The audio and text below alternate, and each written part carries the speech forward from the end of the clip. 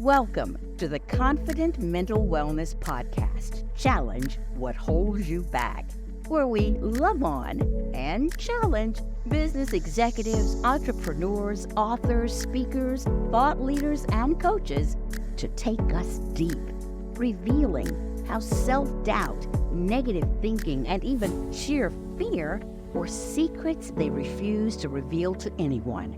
Secrets that once held them back. We'll hear how these leaders cast off the fear, excuses, and setbacks to move forward with purpose and passion. How they activated a mindset that set them up for success. So welcome back to Challenge What Holds You Back. And our guest today is Ahmed Qureshi. He's better known as Eddie, and he is one to watch. He has been named one of Forbes magazine's 30 under 30. So we do need to keep an eye on this young man because he's got some fantastic things happening in the healthcare field, and particularly in mental health and mental wellness. So Eddie, welcome to the program. Thanks for having me, Stephanie. I appreciate it. Yeah, I'm glad that you're here. I'm curious. Why do you think Forbes named you as one of the 30 under 30? If only I knew. It was a surprise. It was a wonderful surprise. I found out alongside everybody else when we woke up, and there was an email in my inbox alongside one of the congratulatory messages from somebody on our team. And that's how I found out. It's been a huge honor. And especially as I remember when the list first came out over a decade ago, and just what those people have gone on to accomplish and do across all these sectors, across all these fields. And to be actually on there is just a huge, huge honor. But I suspect it has something to do with the work we've been doing around creating better access to care for really 20% of America that has been under or unserved in healthcare. And like you touched on, mental health, such an important need, has become the forefront of clinical care in some aspects of the healthcare market and where it stands today. And we're building the infrastructure, the actual tools to help bring it to the millions and millions of Americans, and provide both mental health, behavioral health, and healthcare. Sure. And your company is Valorant, right? And Valorant is, creating and building the infrastructure that allows patients to access healthcare and mental health care more easily. You've described deserts. Are there mental health, mental wellness deserts as well as medical? Absolutely. The US government actually is the one who came up with that term, medical deserts. So there are actually maps out there that are available. They go county by county, and they lay out the terms and definitions of what it means to be a medical desert. It's those underserved areas where there might not be the right amount of coverage, the right amount of mental health provider to patient need ratio that we might have in some of the larger metropolitan areas in the country. So we are helping bridge that gap with different levels of tools, actually using smart capabilities on matching patients with all sorts of different tools around mental health in that you can do on your own time, whether it's virtual telehealth care, which has become so accessible, and even helping your community, even if it's a smaller community, become more accessible, because that's when it really makes a difference in the patient or the clients, or really all of our lives, is when you can actually access those things when you need them the most. Sure. You've mentioned the word tools, developing tools. Please describe a tool. How do you do this? Sure. Absolutely. Well, I'm actually going to answer this in a very roundabout way. You'll learn very quickly. I'm a very, roundabout type of describer. Okay. So, I'm going to start off with Uber and Airbnb that have become so commonplace in our day to day lives. We forget, what a decade and a half ago, uh, these companies were pretty early on in figuring out that you could build tools to connect people to existing infrastructure. That Uber didn't go out and buy more cars. Airbnb didn't go out and buy more buildings. They actually just made the existing infrastructure more accessible to people when they needed it the most and created an element of trust. And that is what we're still missing in healthcare. And those are the same tools. So we've actually created what we call an AI enabled marketplace. So it's actually smarter at figuring out the needs, the patients, the actual people. These are people going through the system Right. and the tools and the problems that really need solved. And that happens in several different ways. And through our platform, it's one of the navigators is the GPS system, essentially to help you navigate that coverage. And we focus right now on underserved parts of the country. And quickly, we're just moving to anybody who's really waiting more than the 26-day median wait times for clinical care around the country. And we're bringing those down by making that connectivity happen in real time. And, when you land at an airport, that's when you take out your Uber or Lyft app and you call a car to take you wherever you need to go.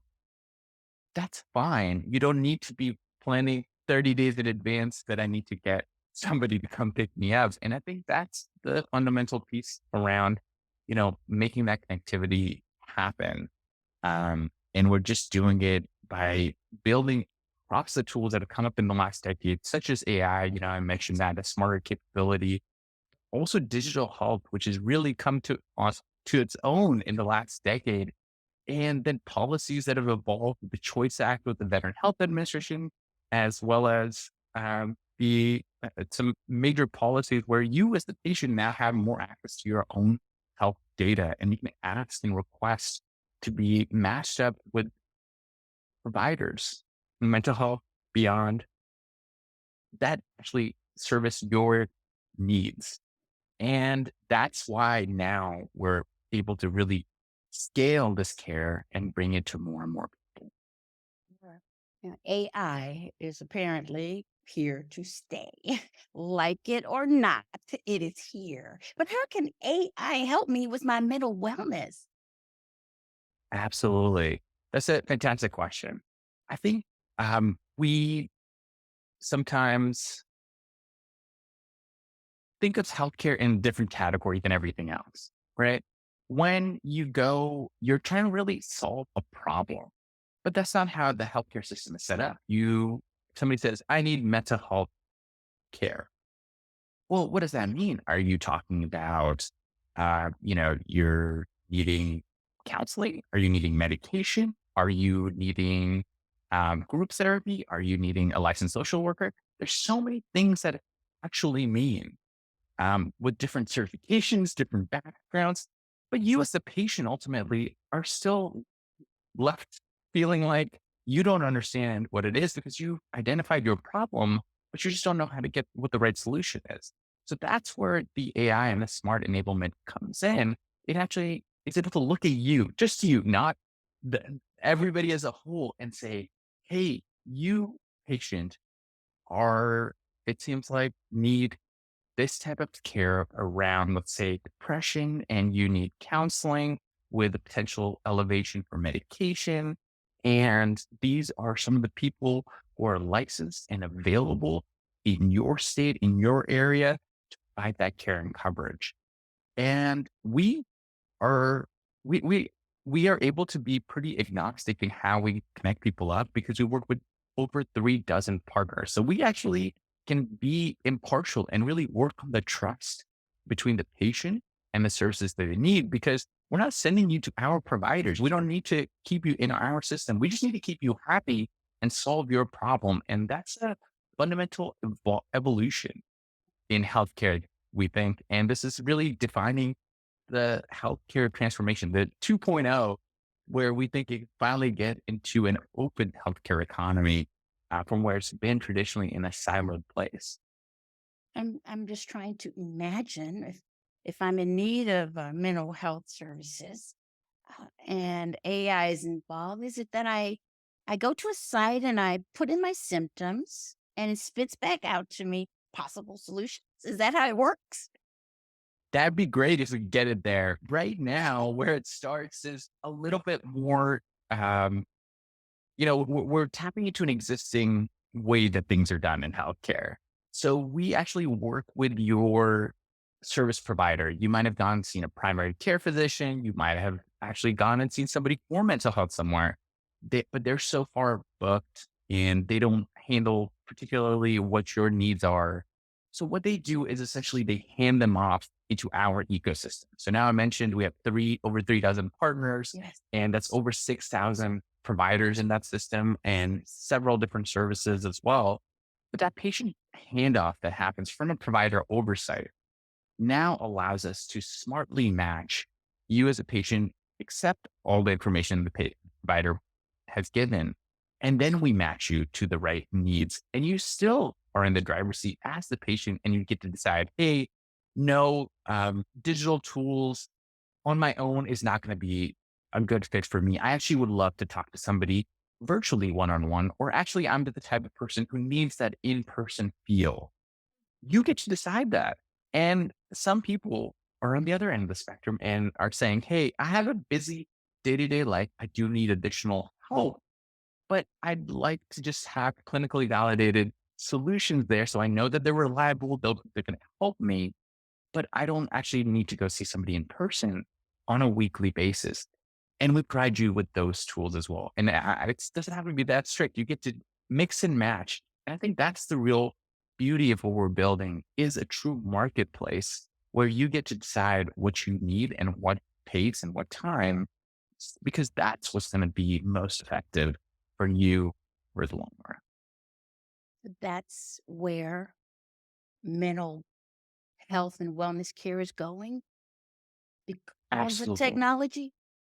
Absolutely. Well, think about, what's happened in the last few years with things like, headspace becoming such a behemoth in the space, as well as, better Better health on health. more of the counseling where people are willing to go into their own pockets and get the care that they need because they're honestly tired of the slow moving responses that traditional healthcare infrastructure has provided. Now, that's not possible for everybody. And if you already have coverage, we want to make it easier for you to tap into that to still get that care and coverage that you need. So that's really where where your original question was, the tools become really important because you shouldn't need to figure out, where your credit card is sending your money to and which banks it's bouncing around in. And then you get a surprise credit card bill. That's kind of the effective analogy if you were to apply to healthcare. You just want to be able to say, "Hey, here's my policy number. Here's what I need. Give me like the tools and services that I'm asking for." And it should just be that. And that's kind of where we're coming in to be that navigator, that real partner for the patient side to send you to the right place.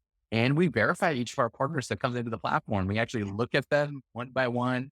We make sure that they have the true tools that are going to be helpful, and we, pass them along only if we can get behind the data that they have shown to date as well.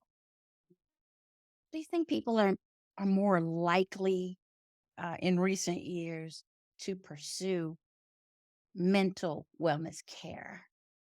I mean, you have the infrastructure going and making it easier to access it, but are people more and more paying attention to their mental wellness? I think so. I think, first of all, the newest generation with Gen Z is so powerful at advocating for this. I think, it's something that's been moving along at an okay cadence over time. But with this newest generation, they've really come into, asking for what they need. Now, some of that information that's come out, it shows how we're still lacking in where we need to be in outcomes. But at least we're starting to ask and advocate for the needs. One of the biggest pieces that comes in is how different communities respond to care differently. Men have a different relationship with mental health than women. We have different demographics, different races reacting differently, immigrants, all of this does play out in how and who actually is going to go out and seek care. So that's where having even the education and accessibility to different tools allows a path for somebody to come in for what they need and potentially even get more comfortable over time. We talked just briefly about some of the tools we built around mental health wellness, which is a separate, software solution our team came out with called Be Present. And that has had some great uptake in the athlete community. Um, and we've been working with some names you might recognize. Damian Lee over at Phoenix Suns has been a huge supporter. Khalil Herbert with the Chicago Bears. And, we've been moving this conversation forward in, men and men of color, for example, stepping up and saying, hey, I'm an athlete at the peak of my game, doing amazing work and showcasing how helping myself and helping my community through the social elements can make a big difference, right? And that sense of connectivity, we really saw how lack of it can have an adverse effect on your mental health. With COVID-19, people felt locked away, felt separated from, the community. They felt separated away from people that they would normally see, friends and family. And that was really the driver for us in how those tools can make a big difference in using technology for the good and actually providing increased connectivity, especially as we move more towards hybrid and remote work situations. Yes. Even connecting with your colleagues can make a big difference. And, some of the tools that we've learned around meditation and um, uh, affirmations even can make huge leaps in your day-to-day mental wellness and routines. hmm As you were talking, I was thinking about, oh, you're young to have such vast vision and actually actively involved in making these changes in healthcare. I just think that's wonderful. But I have to ask you, where did that interest come from? And what challenged you? What tried to hold you back in reaching the achievements you have to date? Yeah, absolutely. So I was born in Pakistan, in Lahore, Pakistan, and my grandmother was one of the first female physicians in the country, and access to care was very different. Even in my lifetime, got to see how health and equity makes a difference, where not all women have the same access to care as men, for example, and just the infrastructure and how is lacking and can make a big difference. My journey has been not unlike so many folks in the US, where through the shared immigrant experience, my family and I moved to 7 different cities, 3 countries, and 2 continents to end up in a small town in Arctic's beautiful area near the Ozarks, love it. And, town that's quite small, and you just, again, drive through the whole thing in about 3 minutes.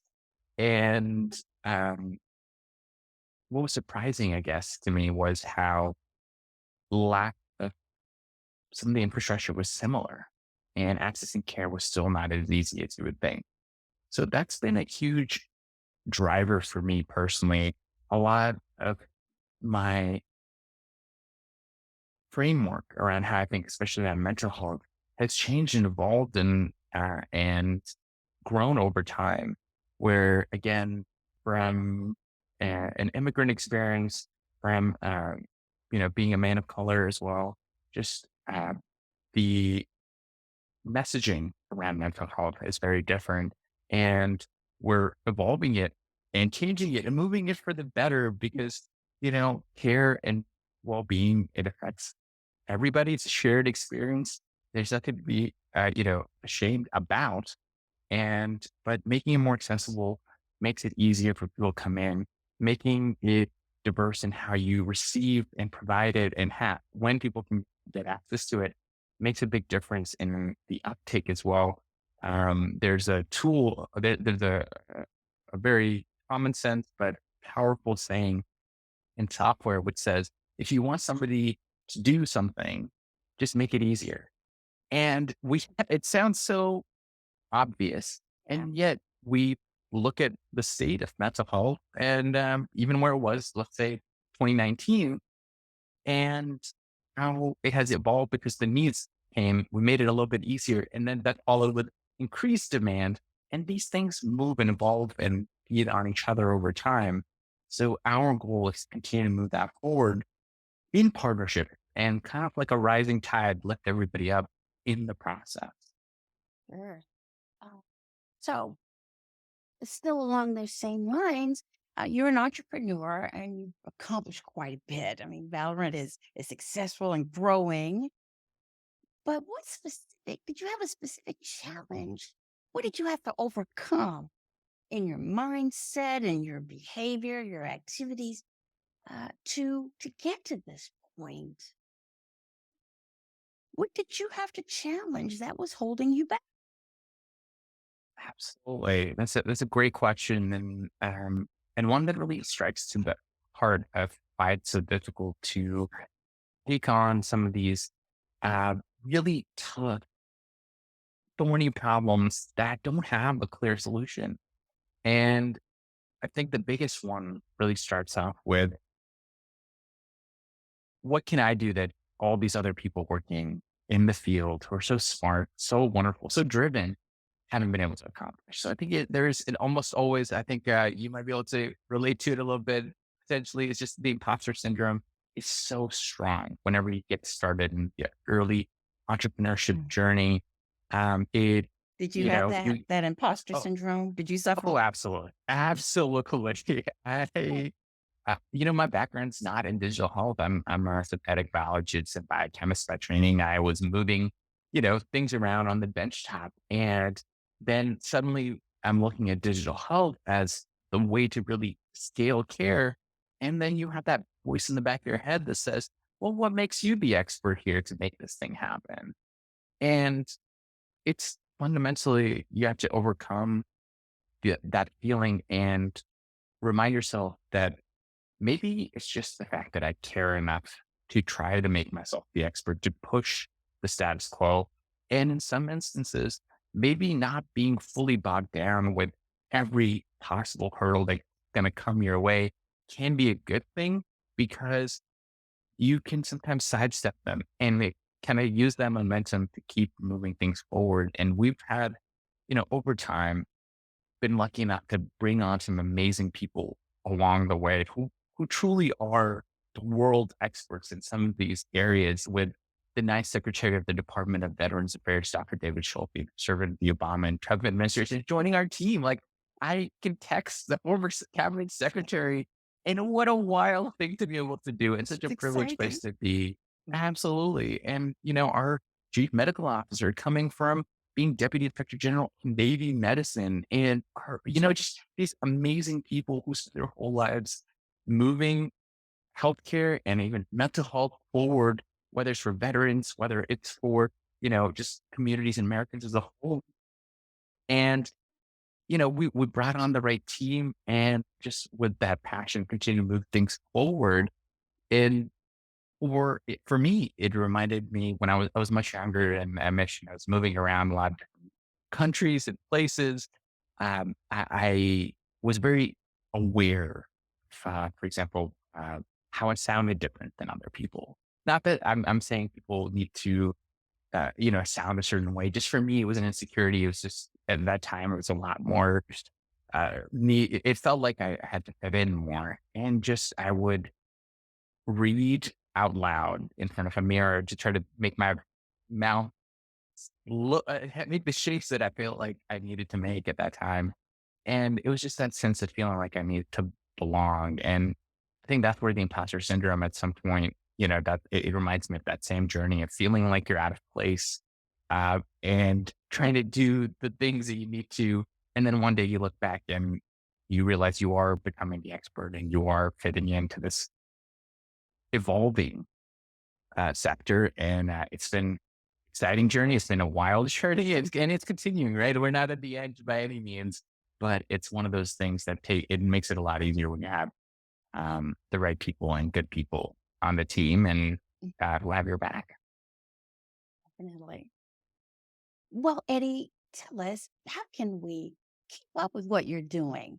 You're at 30 under 30, but we want to follow you and see where this vision of yours takes you.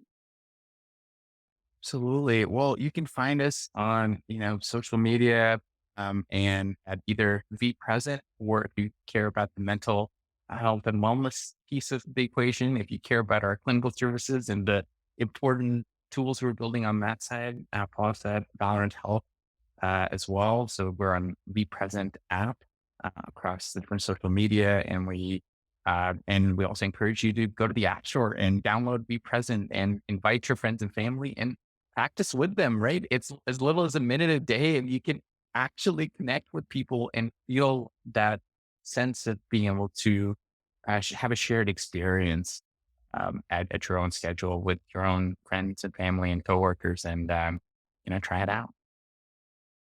Thank you so much for joining us on Challenge What Holds You Back. Absolutely. Thanks so much, Stephanie.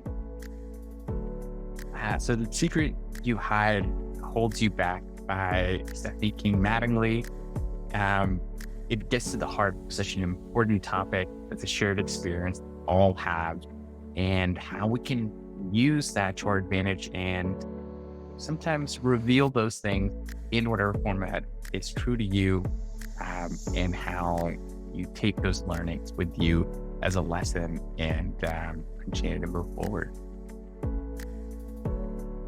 Because everyone's journey to confident mental wellness includes challenges, you're going to find a lot of value in our newest book, The Secret You Hide Holds You Back: How Letting Go Sweetens Life and Makes You Free.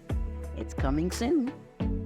If you know of a leader who would be perfect for this podcast, they've cast off the fear, excuses, and setbacks to activate a mindset that sets them up for success, please send them my way.